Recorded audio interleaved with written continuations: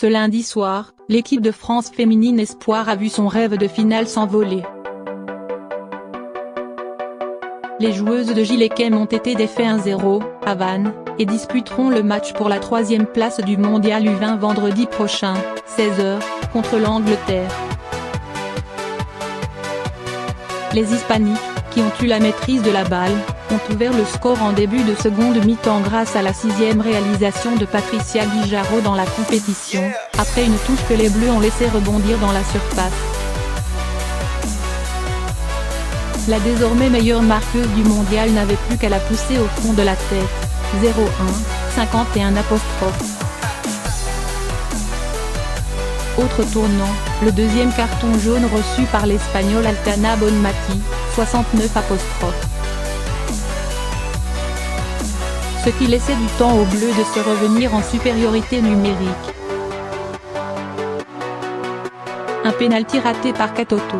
Sur un contre, la joueuse d'origine finistérienne, Anaïta Leloche-Zamagnan, provoquait un pénalty, le ballon ayant été touché de la main par une de ses adversaires. Mais Marie-Antoinette Katoto loupait l'occasion de refaire surface, son tir étant arrêté par Catalina Coll, 76 apostrophe. Les Bleuettes ont tenté le tout pour le tour en fin de rencontre, mais c'est bien l'Espagne qui rejoint le Japon, vainqueur plus tôt en finale du mondial U20. Gilles-Kem, sélectionneur de la France, on a perdu un match parce que l'équipe adverse était meilleure que nous et qui a su marquer un but. Ce que l'on n'a pas su faire même si on a pourtant les occasions. Il y avait trop de manques aujourd'hui pour battre cette équipe d'Espagne. On a manqué de lucidité, d'agressivité à certains moments. Il y a aussi eu beaucoup de naïveté. On ne les a pas assez mises en difficulté. On n'était pas suffisamment bien sur la maîtrise technique. Les changements n'ont pas suffi. Nos deux côtés se sont aussi un peu éteints.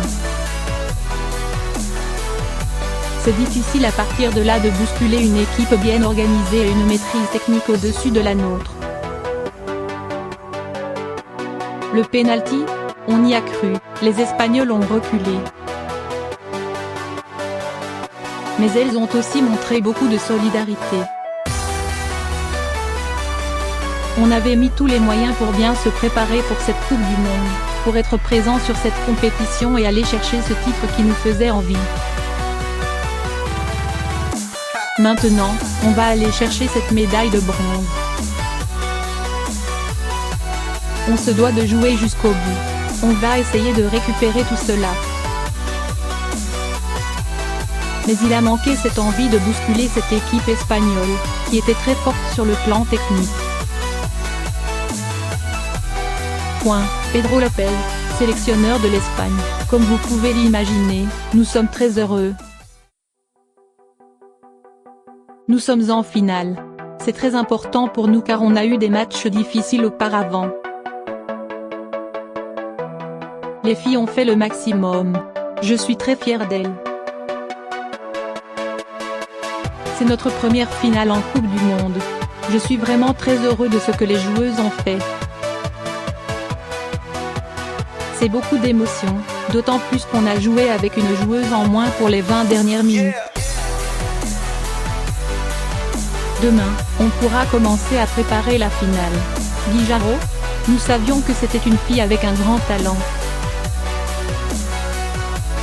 Pour aller loin, il fallait exploiter au maximum les qualités de Patricia. Une fois de plus, elle a prouvé son talent et c'est une fille qui écrira l'histoire. Maite Oroz, capitaine de l'Espagne, c'est une joie incroyable. On a gagné l'Euro l'année dernière et là on arrive en finale de la Coupe du Monde. Il y a une grande union entre nous. Avec Patricia, on a avec nous l'une des meilleures joueuses du monde. Maintenant, on va affronter le Japon. Ce sera un match difficile. Elle aussi aime bien avoir la possession du ballon. On les a battus en poule, mais ce sera un tout autre match. Sana Daoudi, milieu de la France, on a repris espoir après ce carton rouge. On a essayé de respecter les consignes du coach. On a essayé de faire du jeu. On les a plutôt bien gênés en première mi-temps. En deuxième mi-temps, c'était moins le cas. On ratait quelques occasions. On a eu du mal à poser notre jeu.